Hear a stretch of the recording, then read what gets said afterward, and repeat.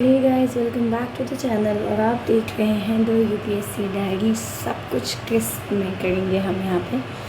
So as you know NCERT का new addition आ गया है, तो मैं स्टार्ट कर रही हूँ नया एडिशन। हालांकि कुछ खास ज़्यादा चेंजेस नहीं है, but as you can see in the video prints काफ़ी अच्छे किए हैं इस बार एनसीईआरटी ने, और काफ़ी ये प्राइवेट बुक जैसा बना दिया। पहले तो ऐसा नहीं था। इसमें कुछ टॉपिक्स है जो हम करेंगे and which is very important from the exam point of view. So technically हम करने वाले हैं इसमें chapter 6 beginning of Indian civilization. कुछ इम्पॉर्टेंट चीज़ें जो आपको ध्यान में रखनी है यहाँ पे, वो है हमारा topic what is civilization, what was the earliest civilization of Indian subcontinent, और इसके अचीवमेंट्स क्या क्या थे, राइट। तो ये फ़ोटो जो आपको दिख रही है, ये है north gate entrance Dholavira castle area का। And will start with civilisation. तो जब सिविलाइजेशन वर्ड आता है तो सबसे पहला जो पॉइंट हमारे माइंड में आता है वो है what is civilization. So what is civilization? Civilization word से क्या समझते हैं? ह्यूमन सोसाइटी के एक एडवांस स्टेज को हम कहते हैं सिविलाइजेशन। सो इसको याद करना बहुत आसान है। अगर आप क्लास 6 में हो तो, या बड़े भी हो तो, इंग्लिश देख के डरने वाला कोई सिनारियो नहीं है। So see the term is used for advance stage of human society. कौन सा स्टेज? Advance stage. किसका? ह्यूमन सोसाइटी का। तो प्रिसाइजली अगर मैं आसान तरीके से बोलूँ या शॉर्ट में बोलूँ तो सिविलाइजेशन के कुछ कैरेक्टरिस्टिक्स होते हैं जो हम यहाँ पे पढ़ेंगे। So the very first is कुछ गवर्नमेंट और एडमिनिस्ट्रेशन का फॉर्म होता है ये, ताकि आप मोर कॉम्प्लेक्स, यानी कि जो कॉम्प्लेक्स होता है, सिंपल और कॉम्प्लेक्स, सिंपल से आसान, कॉम्प्लेक्स जो थोड़ा टफ हो समझने में, ऐसी कॉम्प्लेक्स सोसाइटी को मैनेज करने में ये आसान होता है। और इसके काफ़ी सारे एक्टिविटीज़ जो होते हैं वो भी हम इसके अंदर एडमिनिस्टर करते हैं। नेक्स्ट है हमारा अर्बनिज़म। अर्बनिज़म में हम पढ़ेंगे टाउन प्लानिंग के बारे में, और हम पढ़ेंगे ग्रोथ ऑफ सिटीज़ के बारे में कि सिटीज़ उस टाइम पे कैसे ग्रो की, ग्रो का मतलब कैसे डेवलप की, और उसको मैनेज कैसे किया गया, जिसमें इंक्लूड किया जाता था वाटर मैनेजमेंट और ड्रेनेज सिस्टम। यानी अर्बनिज़म में हमने क्या पढ़ा कि टाउन प्लानिंग कैसे करते थे, सिटीज़ कैसे डेवलप हुई, कैसे सिटीज़ के बारे में हमने जाना, कैसे सिटीज़ बनने के बाद उसकी मैनेजमेंट की गई, स्पेशली क्या इंक्लूड किया गया उस मैनेजमेंट के अंदर, वाटर मैनेजमेंट और drainage system. A variety of craft. अब नेक्स्ट जो है क्राफ्ट के बारे में पढ़ेंगे। क्राफ्ट यहाँ पे देखो बोल्ड भी कर रखा है इन लोगों ने यार। एनसीईआरटी जिंदाबाद, बहुत अच्छी बुक बनाई है बाय गॉड। ठीक है, सो वैरायटी ऑफ क्राफ्ट की बात करते हैं। ये इंक्लूड करता है मैनेजमेंट ऑफ रॉ मटेरियल, यानी कि किस तरीके से क्राफ्ट के अंदर इंक्लूडिंग किया गया मैनेजमेंट ऑफ रॉ मटेरियल, जैसे कि स्टोन, मेटल। रॉ मटेरियल क्या होता है? वो सामान जिसका यूज़ करके आप कुछ सेकेंडरी सेक्टर का सामान बनाते हैं, प्राइमरी सेक्टर से अलग। ठीक है, और production of finished goods. Now finished good economics अगर पढ़ोगे तो आपको समझ में आएगा फिनिश्ड गुड्स क्या होते हैं। बेसिकली वर्ड से समझ ही आ रहा होगा। फिनिश्ड गुड जो बन गया हो, जैसे कॉटन जो है, जब उसका प्लांटेशन हो रहा है तो पार्ट ऑफ प्राइमरी सेक्टर है। ठीक है, अब वो फिनिश गुड नहीं है, लेकिन जब कॉटन को मैन्युफैक्चरिंग इंडस्ट्रीज़ में, यानी कि कॉटन को मैन्युफैक्चर करके प्यारा सा कॉटन टी शर्ट, बड़ा गंदा टी शर्ट बनाया है, खैर आप समझो, प्यारा सा कॉटन टी शर्ट बना लिया। ये कॉटन टी शर्ट है क्या? अच्छा मान लो। तो सॉरी, कॉटन टी शर्ट में बनाने की कोशिश कर रही थी, बनी नहीं। सो कॉटन टी शर्ट क्या हो गया? फिनिश्ड गुड हो गया।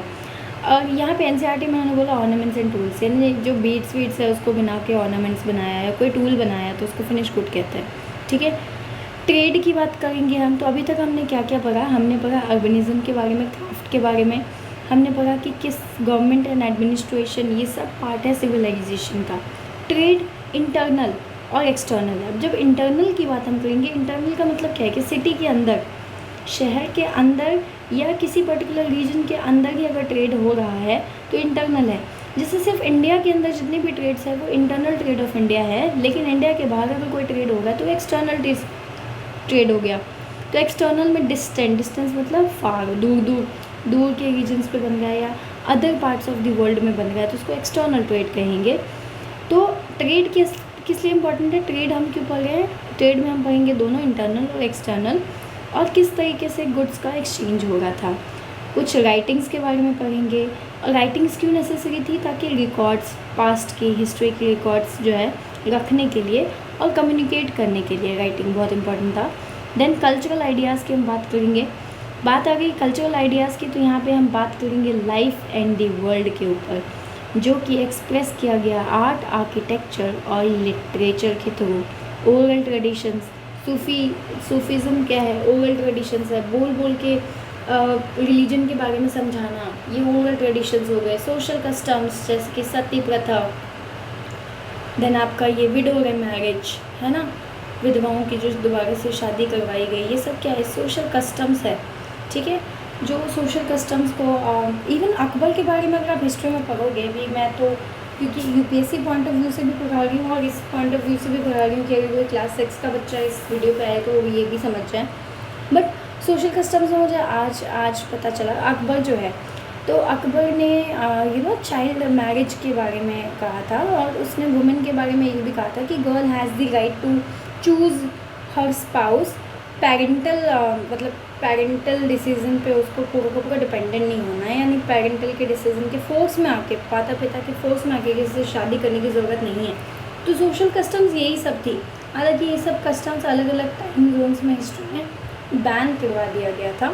ठीक है, उसके बाद हम पढ़ेंगे प्रोडक्टिव एग्रीकल्चर के बारे में। यहाँ प्रोडक्टिव एग्रीकल्चर से आपको समझ में क्या है, एक होता है एग्रीकल्चर, एग्रीकल्चर का मतलब क्या है, ग्रोइंग ऑफ क्रॉप्स, आप क्रॉप्स ग्रो कर रहे हो, खेतों में काम कर रहे हो, ये एग्रीकल्चर का पार्ट है। प्रोडक्टिव, अब एग्रीकल्चर करने का मतलब ये तो नहीं है ना कि आप बैरन लैंड पे यानी बंजर ज़मीन पे जो है एग्रीकल्चर करने लगोगे, नहीं, बिल्कुल भी नहीं। आप किस पे करोगे एग्रीकल्चर, आप करोगे एग्रीकल्चर फर्टाइल लैंड के ऊपर। ठीक है, और प्रोडक्टिव एग्रीकल्चर हम क्यों बोल गए, क्योंकि प्रोडक्टिव एग्रीकल्चर यानी एक ऐसा एग्रीकल्चर जो प्रोडक्टिव होगा और वो इनफ होगा सिर्फ एक गांव को फीड करने के लिए नहीं, बल्कि सिटीज़, यानी अगर एक गांव में एग्रीकल्चर हो रहा है, प्राइमरी एक्टिविटीज़ में काम हो रहा है, खेतों में काम हो रहा है, फसल उगाई जा रही है, तो सिर्फ उस गांव के लोग ही नहीं बल्कि बाहर के लोग भी उसका बेनिफिट उठा सके। अब एनसीईआरटी के अंदर बोला है, which of the above characteristics do you think is the most important fundamental essential to the development of all others. अब देखो ये तो खुद सोचना पड़ेगा तुम्हें, और सोच के मुझे भी कमेंट बॉक्स में बता देना कि आपको क्या लग रहा है इनमें से ज़्यादा फंडामेंटल क्या है, राइट। सो नेक्स्ट पे हम आ जाते हैं। नेक्स्ट हम एक्सप्लोर करेंगे, right. So it is easy enough to see that all these characteristics, right, all these characteristics जो भी हमने पढ़ा वो ज़्यादातर सोसाइटीज़ में प्रेजेंट है। हर सोसाइटी में आपको ट्रेड, एग्रीकल्चर देखने को मिलेगा, इंटरनल एक्सटर्नल सब देखने को मिलेगा, और सिर्फ सोसाइटीज़ में नहीं, पूरी दुनिया में आपको ये सब चीज़ें दिखेगी। लेकिन सवाल ये हो गया, क्योंकि हम हिस्ट्री पढ़ रहे हैं, ये जो सिविलाइजेशन है ये एक्चुअली में बिगिन कब हुई, व्हेन, सवाल क्या है, when, in the sense we have now defined. ठीक है, तो अब हम बात करेंगे इस पर। सिविलाइजेशन तो आपको पता ही है क्या होता है सिविलाइजेशन, चलो कमेंट करके बता देना। ठीक है, सो सिविलाइजेशन बिगैन हुई यानी स्टार्ट हुई different times in different parts of the world. अलग अलग समय में अलग अलग जगहों पे सिविलाइजेशन का स्टार्ट हो गया। ठीक है, in the region known as Mesopotamia, Mesopotamia जो कि आज के ज़माने में सीरिया के नाम से जाना जाता है। सो मेसोपोटामिया क्या है, मेसोपोटामिया क्वेश्चन आ सकता है आपके एग्जामिनेशन में। मेसोपोटामिया कहाँ पे है, सीरिया में है। कहाँ पे है, सीरिया में है। तो अराउंड 6000 ईयर्स अगो, ठीक है, तो हम क्या पढ़ गए हैं कि मेसोपोटामिया रीजन में कुछ 6000 साल पहले civilization in ancient Egypt followed a few centuries later. तो हमने यहाँ पे क्या जाना कि सिविलाइजेशन अलग अलग जगहों पे अलग अलग टाइम पे हुआ। ठीक है, मेसोपोटामिया जो कि आज के ज़माने में सीरिया और इराक में पड़ता है, मॉडर्न इराक एंड सीरिया में है। ठीक है, that happened about 6000 years ago and the civilization in ancient Egypt followed a few century later. Mean Mesopotamia के कुछ सालों के बाद एंशिएंट इजिप्ट में भी सिविलाइजेशन स्टार्ट हुई डेवलप होना। ठीक है, इसके अलावा आप और भी कई चीज़ें पढ़ोगे लेटर क्लासेस में। इन मेनी वेज बहुत सारे शब्दों में कहा जाए तो humanity would not have reached its present stage. आज के प्रेजेंट टाइम में जो ह्यूमैनिटी है, ह्यूमैनिटी का मतलब क्या होता है, ह्यूमन से ह्यूमैनिटी वर्ड आया है। कैसे? तो देखो ह्यूमैनिटी, हम कहते हैं तुम्हारे अंदर ह्यूमैनिटी नहीं है, मतलब इससे क्या समझ में आया, तुम्हारे अंदर ह्यूमैनिटी नहीं है मतलब तुम्हारे अंदर इंसानियत नहीं है। तो इंसानियत आज इस स्टेज पे नहीं होता अगर कंट्रीब्यूशन नहीं होता उस एंशिएंट सिविलाइजेशन का। तो आज हम जहाँ पे भी है उसका कहीं ना कहीं कंट्रीब्यूशन किसने दिया है, एंशिएंट सिविलाइजेशन की काफ़ी चीज़ों ने हम पे दिया है। ठीक है, आज अगर शादी की एज 18 से बढ़ा दी जाए या बढ़ाई दी है, आई गेस शायद 21, लेटेस्ट लैंडमार्क जज एक बार मेरे को कन्फ्यूज़न है इसलिए मैंने बोल दूँ। अदरवाइज़ अगर आप देखोगे ना तो मैरिज की एज 14 से 16 भी की गई थी। रखमाबाई का भी एक बहुत इंपॉर्टेंट रोल था, marriage consent, age of consent act उन्होंने निकलवाया था। ठीक है, तो ये थोड़ा ज़्यादा हिस्ट्री हो जाएगा, हम वापस अपने पॉइंट पे आते हैं। तो एंशिएंट सिविलाइजेशन, अब मान लीजिए सती प्रथा, उस टाइम में बिना मर्जी के लड़कियों को आग में झोंक दिया जाता था, राइट। पर आज लड़कियों को आज़ादी है, वो किसी से भी शादी कर सकती है, लव मैरिज कर सकती है, अरेंज मैरिज कर सकती है, कुछ भी कर सकती है। ठीक है, तो उसको ऐसे जलने की भी ज़रूरत नहीं है। If she doesn't like the groom तो डिवोर्स दे के दूसरी शादी भी कर सकती है। तो ये सब पहले के टाइम में इतना एडवांस लेवल पे नहीं था। आज हमारे पास इतने राइट्स आए हैं तो उसके पीछे रीज़न ये है कि एंशिएंट सिविलाइजेशन, पुराने सिविलाइजेशन में वो चल गई थी, फिर उसमें चीज़ों में अमेंडमेंट हुई, बदलाव आई और लोगों को समझ में आया कि भैया बात ऐसी है कि चीज़ें बदली भी जा सकती है। So today at present stage whatever humanity is there would not have reached the present stage without the enormous contribution and advances of those ancient civilization. I hope the point is clear. Exam में आ सकता है कभी कभी कि humanity would not have reached its present state without the enormous contribution and advances of those ancient civilization in the statement. तो आ सकता है, तो उसमें आप कुछ चीज़ें बता भी सकते हो, बना के खुद से भी बना सकते हो, राइट। नाउ नेक्स्ट है, for now however we will only look at the Indian subcontinent. हालांकि इस पर्टिकुलर चैप्टर में हम सिर्फ और सिर्फ इंडियन सब कॉन्टिनेंट की ही बात करेंगे। ठीक है, सो इंडियन सब कॉन्टिनेंट के अलावा हमें इसके ऊपर नहीं जाना है। और इंडियन सब कॉन्टिनेंट में, राइट, इंडियन सब, मैं शॉर्ट में बना रही हूँ मैप, तो इंडियन सब कॉन्टिनेंट के नॉर्थ वेस्ट में, तो अगर ये ईस्ट है, ये वेस्ट है, ये नॉर्थ है, ये साउथ है, तो हम सिर्फ इस वाले जोन की बात करेंगे जहाँ पे हमारी कहानियाँ स्टार्ट होगी। बिगिनिंग ऑफ मेसोपोटामियन सिविलाइजेशन कब स्टार्ट हुआ था? 4000 BCE में। बिगिनिंग ऑफ इजिप्टियन सिविलाइजेशन कब स्टार्ट हुआ था? 3000 BCE में। और 2000 BCE में क्या स्टार्ट हुआ था? फिर 2000 BCE में स्टार्ट हुआ था इंडस सरस्वती सिविलाइजेशन। ये लो, NCERT का एक और बदलाव आपको देखने को मिलेगा। इंडस सिविलाइजेशन का नाम इसने इंडस सरस्वती सिविलाइजेशन कर दिया। गुड थिंग, NCERT काफ़ी प्रोग्रेस कर रहा है। So timeline showing the period of the Indus Saraswati civilisation कब से कब? 2600 टू 1900 BCE। लो जी, फिर से अभी ईयर में भी चेंज हो गया है यार। UPSC एस्पिरेंट तुम लोग अगर देख रहे हो तो मुझे बस इतना बताना, कौन सी बुक पढ़ोगे मुझे भी कमेंट करके बता देना, ये नया वाला या पुराना वाला, क्योंकि डेट्स तो मुझे पुराने वाले याद है बट कुछ चेंजेस इसमें मुझे दिख रहा है। हालांकि चलिए BCE पे बात करते हैं। BCE का फुल फॉर्म होता है, क्या होता है बताओ? Before common era. क्या होता है? Before common era. क्लास 6 के फर्स्ट चैप्टर में, मतलब अब ये नहीं है तो इससे पहले जो हम पढ़ गए थे उसको पुरानी कह सकते हैं, उसमें जो है BCE वो वाला चैप्टर भी मैंने डाल रखा है इस चैनल पे। तो उसमें मैंने BCE का मतलब बिफोर क्राइस्ट होता है, AD एनो डोमिनी होता है, ठीक है, BP बिफोर प्रेजेंट होता है, ये सारी बातें बताई हुई है। ओके, सो चलिए नेक्स्ट पे चलते हैं हम। नेक्स्ट है फ्रॉम विलेज टू सिटी का टॉपिक। ठीक है, गांव से शहर तक, गांव से शहर तक क्या बदलाव देखा गया, क्या क्या चीज़ें हुई।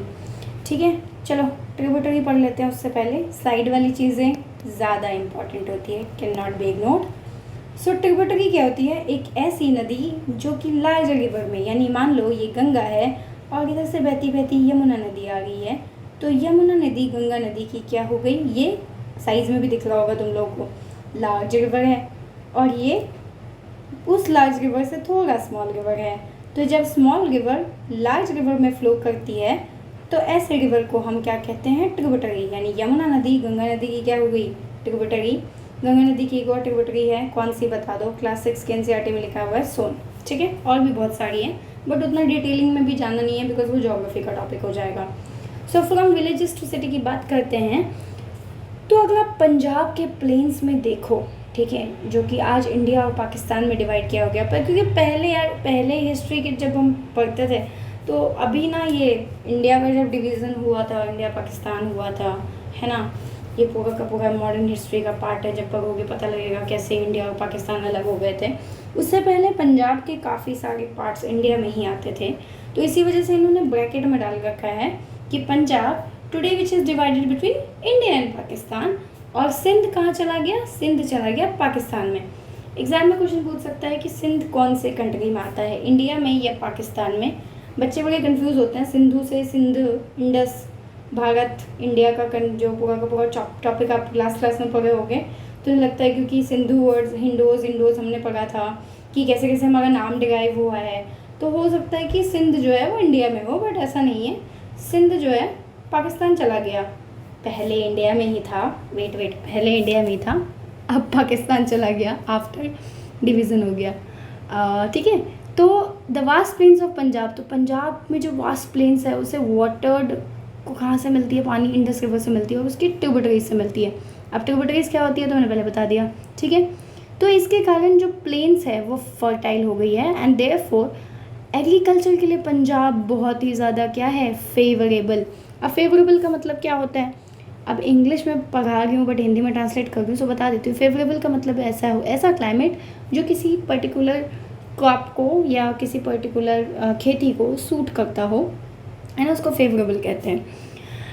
उसके बाद उससे थोड़ा सा ईस्ट चले जाओगे अगर तुम, पंजाब से अगर थोड़ा सा, यहाँ पे देखो दिखा भी रखा है, पंजाब से अगर थोड़ा सा तुम ईस्ट की तरफ भागोगे तो कुछ मिलेनियम्स एगो, अब मिलेनियम्स मतलब कितने साल होते हैं ये बताना, एक दूसरी नदी जिसका नाम था सरस्वती रिवर, वो फ्लो करती थी foot hills of the Himalaya से, यानी कि हिमालय के फुट हिल्स पे वो क्या करती थी, फ्लो करती थी।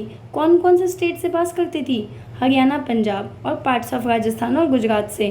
तो इसको आप HGRP, HPGR मतलब कोई भी शॉर्टकट HPGR कर लो, H for Haryana, P for Punjab, G for Gujarat, R for Rajasthan. ठीक है, इन दिस होल रीजन, इस पूरे के पूरे रीजन में कुछ 3500 साल पहले विलेजेस जो थे, गांव शहर में बदले गए और उसके साथ ट्रेड बढ़ता गया और एक्सचेंजेस होने लगे। ठीक है, वो टाउन फिर और बढ़ते सिटीज़ में बने। तो पहले विलेज किस में ग्रो हुआ, पहले विलेज से ग्रो हुआ टाउन में, है ना, और टाउन से ये ग्रो हो गया सिटीज़ में, VTC, विलेज, टाउन, सिटीज़। ठीक है, तो ये इसका ऑर्डर था। दिस ट्रांजिशन, ये जो ट्रांजिशन बदलाव का जो ये फेज़ है, ये कब हुआ था, 2600 BCE में हुआ था। तो ये डेट्स वगैरह मार्क कर लेना। ऑल्दो अभी बस मैं क्लियर कर रही हूँ क्योंकि ये टॉपिक में भी, क्योंकि न्यू NCERT स्टार्ट हो गया एंड आई स्टार्टेड स्टडिंग, तो अभी मैंने ये हैंड रिटन नोट्स नहीं बनाया। So as soon as I make the handwritten notes of the dates I upload on the channel, so don't worry about it. अब हम बात करेंगे आर्कोलॉजिस्ट की। आर्कोलॉजिस्ट कौन होते हैं, basically study of archaeology, the one who study the archaeology is called archaeologist. And archaeologist वही excavate करते हैं, डिग, ऑर्नामेंट सब निकालते हैं, खोदते हैं, डीप स्टडी करते हैं। तो उनके हिसाब से आर्कोलॉजिस्ट ने इस सिविलाइजेशन को कई सारे नाम दे दिए, जैसे कि Indus, Harappan, Indus Saraswati, Sindhu Saraswati civilization. पहले सरस्वती वर्ड नहीं था गाइस, अभी जस्ट इंक्लूड हुआ है इस NCERT में। तो या Indus Saraswati, Sindhu Saraswati civilisation. We will use all this terms, इन सभी टर्म्स का इस्तेमाल किया जाएगा आने वाली चैप्टर्स में। और इसके जो इन्हेबिटेंट्स थे उनको कहा जाता था हड़प्पन, यानी इस जोन में जो भी लोग रहते थे उसको क्या कहा जाता था, इन्हेबिटेंट्स का मतलब क्या होता है, the one who is living in the particular area. ठीक है, सो इन्हेबिटेंट्स को क्या कहा गया था, हड़प्पन्स कहा गया था। और Harappan civilization one of the oldest civilization है दुनिया की। क्वेश्चन आ सकता है, नेम द ओल्डेस्ट सिविलाइजेशन, कौन सी होती है, हड़प्पन सिविलाइजेशन। ठीक है, सो अच्छा, why are the inhabitants of this civilization call Harappans today? That is simply because the city of Harappa. अब वहाँ पे रहने वाले लोगों को हड़प्पन्स क्यों बोलते हैं? क्योंकि जो हड़प्पा शहर था, ठीक है, हड़प्पा जो शहर था वो पहला सिविलाइजेशन था जो खोदा गया 1920 और 21 में, over a centuries ago.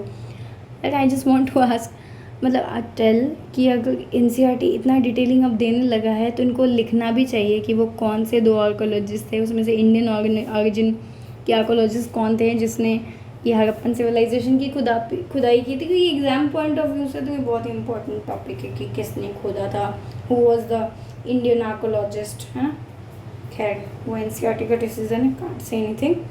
This development is also called the first urbanization, पहला शहरीकरण। अर्बनाइजेशन को हिंदी में क्या बोलते हैं? शहरीकरण, ठीक है। पहला शहरीकरण जो था भारत का था ये, ठीक है। चलिए नेक्स्ट टॉपिक पे आ जाते हैं। तो ये मैप देखा जा सकता है, बड़ा प्यारा है, ठीक है। कुछ इंपॉर्टेंट, अच्छा ऑल्सो रिमेंबर कि जब आप एनसीईआरटी पढ़ते हो तो हर एक साइड इंपॉर्टेंट होता है, चाहे वो ये वाला साइड हो, चाहे वो ये वाला साइड हो, चाहे वो मैप के नीचे की बातें हो। क्योंकि अभी तो यूपीएससी के एग्जामिनेशन में मैप के ग्राफ से क्वेश्चन आ गया था, तो किसी चीज़ को छोड़ नहीं सकते। So some of the main settlement of Indus Saraswati civilisation, ठीक है, इस मैप में दिखाया गया है, ठीक है। कौन कौन सा था? दाबरकोट, कलीबंगन, सारे इंपॉर्टेंट है, मैं सारे की डिटेल्स डालूंगी बहुत ही जल्दी।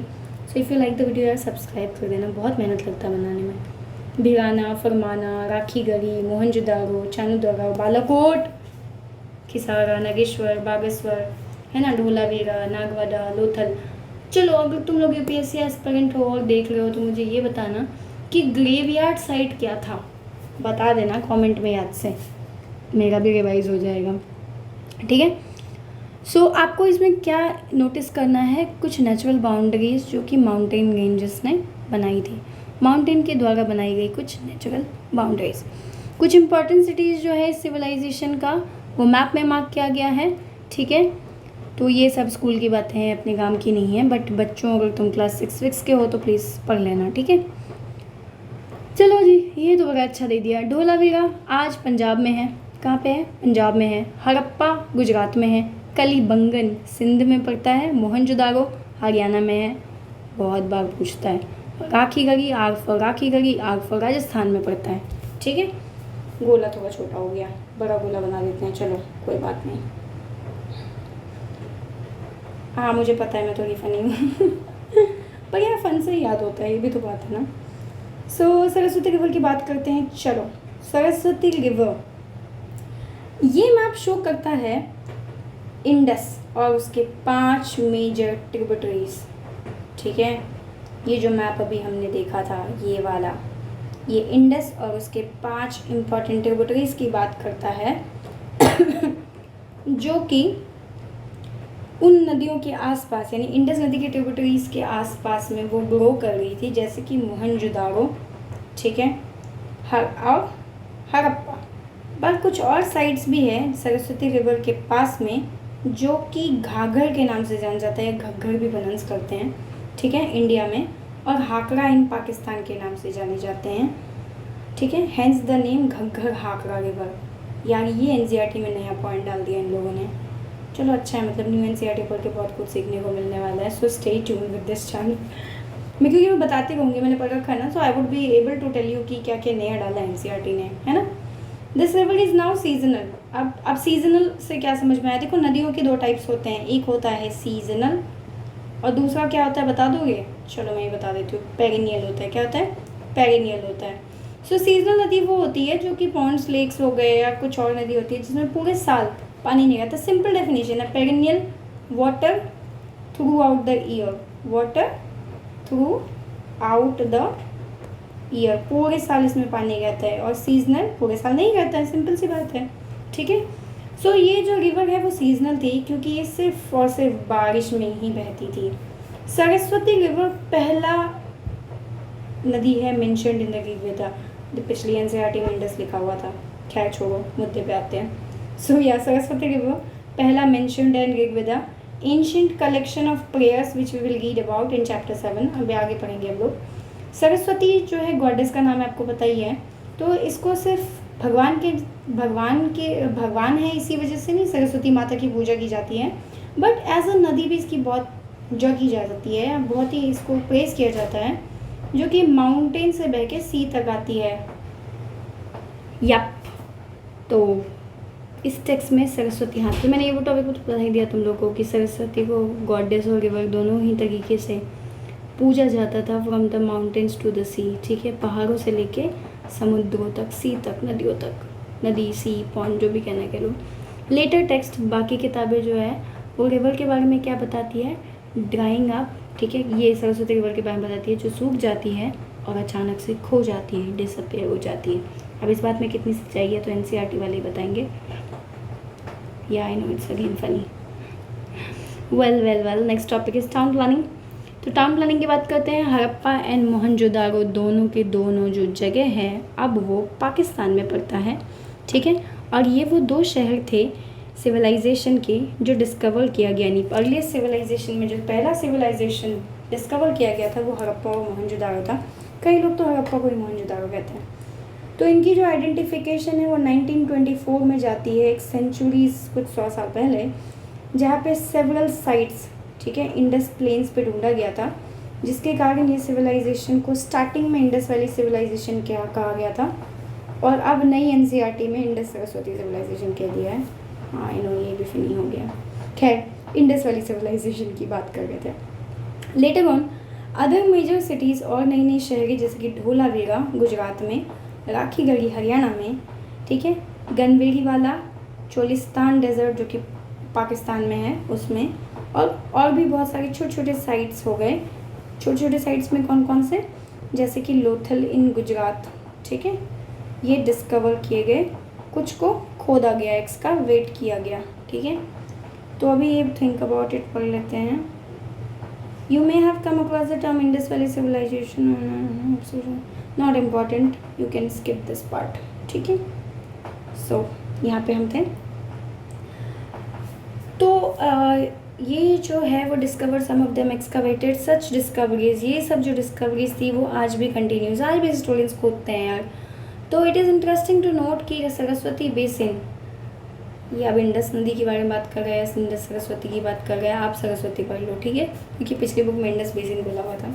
सो सरस्वती बेसिन इंक्लूड करती है ना सिर्फ दो मेजर सिटीज़ जो कि राखीगढ़ी और गनवेरीवाला था, पर छोटे छोटे शहरों को भी ये इंक्लूड करता है, जैसे कि फरमाना इन हरियाणा और कलीबंगन इन राजस्थान, और कुछ शहर जैसे कि भिराना और बनावली, दोनों के दोनों कहाँ पे है, हरियाणा। एग्जाम्स में पूछता है स्टेट पीसेस में बनावली कहाँ पे है, हरियाणा में, ठीक है। So indeed the map makes clear the height and city of sites in that region, तो ये बताता है कि कितने ज़्यादा साइट्स हमने खोदे थे उस टाइम पे, ठीक है। Larger Harappan cities were built according to precise plans, तो हड़प्पन सिटीज़ के बारे में बड़ी चीज़ें अच्छी अच्छी बताई गई है। 90 डिग्री के एंगल पे रोड्स को कट किया गया था, ठीक है। तो उसके बाद वॉल्स के बारे में, वेल्स के बारे में, ठीक है, तो काफ़ी चीज़ें बताई गई है उसके बारे में, तो हम यही पढ़ने वाले हैं। So the larger Harappan cities were built according to precise plans, precise planning के साथ बड़े बड़े हड़प्पन सिटीज़ के टाउन्स बनाए गए। चौड़े चौड़े स्ट्रीट्स थे इसमें, ठीक है, जो कि cardinal direction, often oriented to the cardinal direction चार हमारे पास east west north and south. Most city seems to have been surrounded by fortification, ठीक है, कई सारे शहरें ऐसे लगती थी फोर्टिफिकेशन से सराउंडेड है। फोर्टिफिकेशन का मतलब होता है एक बड़ा सा वॉल, ठीक है, जो सेटलमेंट के पास है, शहर के पास होता है, प्रोटेक्टिव पर्पज़ के लिए, मतलब फोर्टिफाई कर देना, फोर्ट्स के लिए लगा देना ताकि शहर बचा रहे। और दो डिस्टिंक्ट पार्ट्स, दो अलग अलग पार्ट्स होते थे इसमें, यानी इस जोन में हड़प्पा की मैं बात करूँ तो उसको दो पार्ट में क्लासीफाई कर दिया, ठीक है। हड़प्पा दो डिस्टिंक्ट पार्ट्स में, पहले का नाम रखा था इन्होंने अपर टाउन, तो दूसरे का अपने आप बता दो क्या होगा, लोअर टाउन, ठीक है, जहाँ पे कॉमन पीपल रहते थे, ठीक है। तो लोकल इलाइट यानी local higher layers of society, बड़े बड़े जो लोग होते हैं, रूलर्स, ऑफिशियल, एडमिनिस्ट्रेटर्स और प्रीस्ट, पुजारियाँ, ठीक है। और लोअर टाउन में छोटे नॉर्मल कॉमन पीपल रहते थे। कुछ लार्ज बिल्डिंग्स जो है वो कलेक्टिव पर्पसेस के लिए बनाई गई, ठीक है। वेयर हाउसेस जहाँ पे गुड्स को ट्रांसपोर्ट किया जाता था और सॉर्ट किया जाता था, स्टोर किया जाता था, सॉरी, ठीक है। तो वेयर हाउसेस कौन सी जगह थी, यहाँ से गुड्स को, इसमें गुड्स रखा जाता था और वहीं से गुड्स को अलग अलग जगहों में ट्रांसपोर्ट किया जाता था। इंडिविजुअल हाउसेस अलग अलग साइजेस के, ठीक है, स्ट्रीट्स और स्मॉलर लेन्स के लाइन्स में लगी होती थी। तो मान लो ये स्ट्रीट है तो इंडिविजुअल हाउसेस बनी हुई है, ठीक है,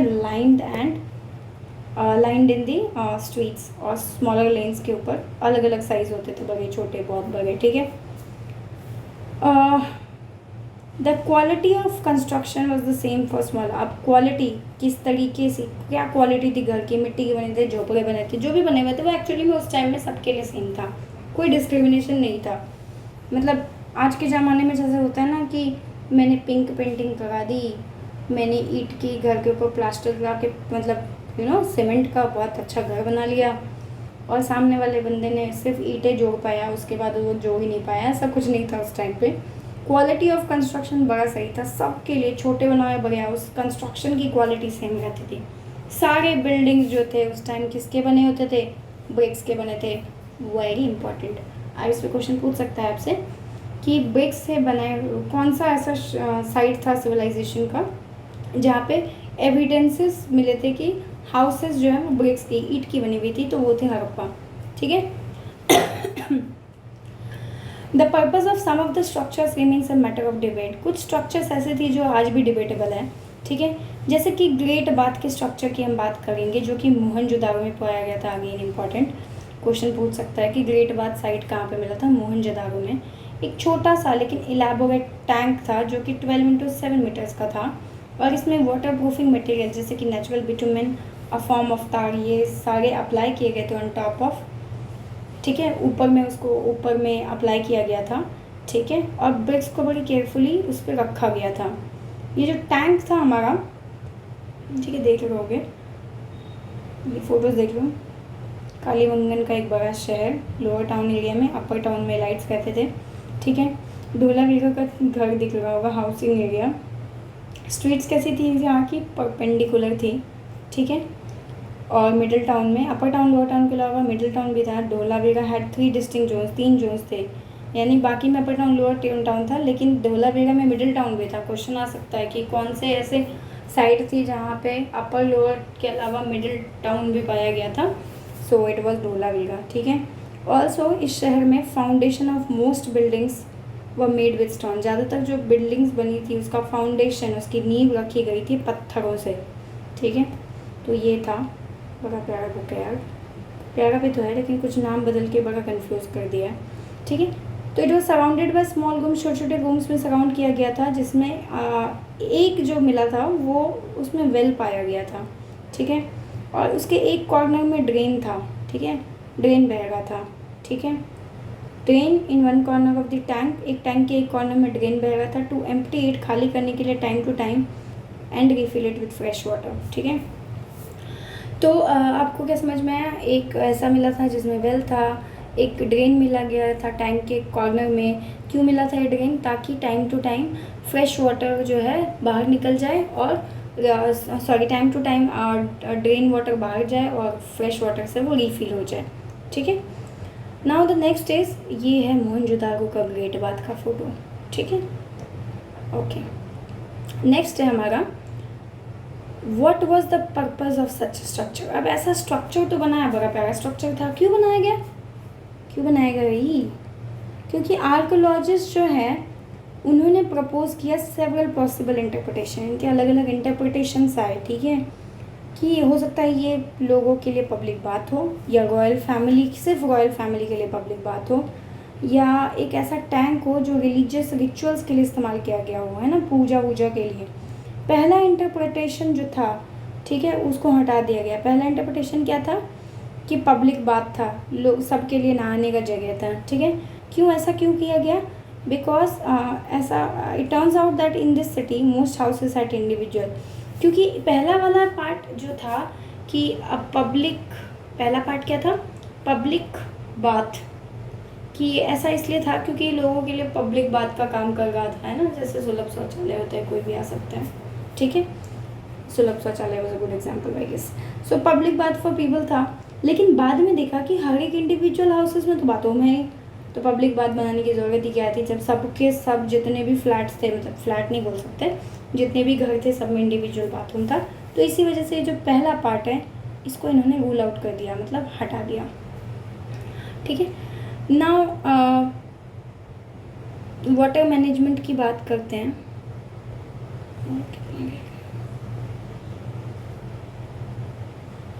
काफ़ी बड़ा चैप्टर है, मुझे लग रहा है 2 पार्ट में करना पड़ेगा इसको। सो गाइज़ मैं सोच रही हूँ इसको 2 पार्ट में ही कर लूँ तो बेहतर रहेगा। तो अभी हमारा जो करेंट टॉपिक है हम उस पर बात कर लेंगे। जो अभी हमने ग्रेट बाथ मोहनजोदारो तक कंप्लीट कर ही लिया है ना। तो इसके बाद अब अगर वाटर मैनेजमेंट का टॉपिक है तो आई गेस ये वाला topic will start in part 2। I thought कि मैं एक पार्ट में कंप्लीट कर लूँगी, but guys you have to wait for the part 2। So if you are new to the channel, do subscribe to my channel and hit the notification bell icon. अगर चाहिए कि time to time आपको पता लगे कि मैं क्या बना रही हूँ, अदरवाइज़ आप सब्सक्राइब करके भी मेरे चैनल पे आ सकते हो और रेगुलर बेसिस पे वीडियोस देख सकते हो, है ना। इसके अलावा अगर आपको कुछ और नए टॉपिक्स चाहिए होंगी या किसी टॉपिक पे आपको समझ में नहीं आया तो वो टॉपिक भी आप मुझे कमेंट में मेंशन कर सकते हो। Whenever I will get time I will update it. Thank you so much for watching guys.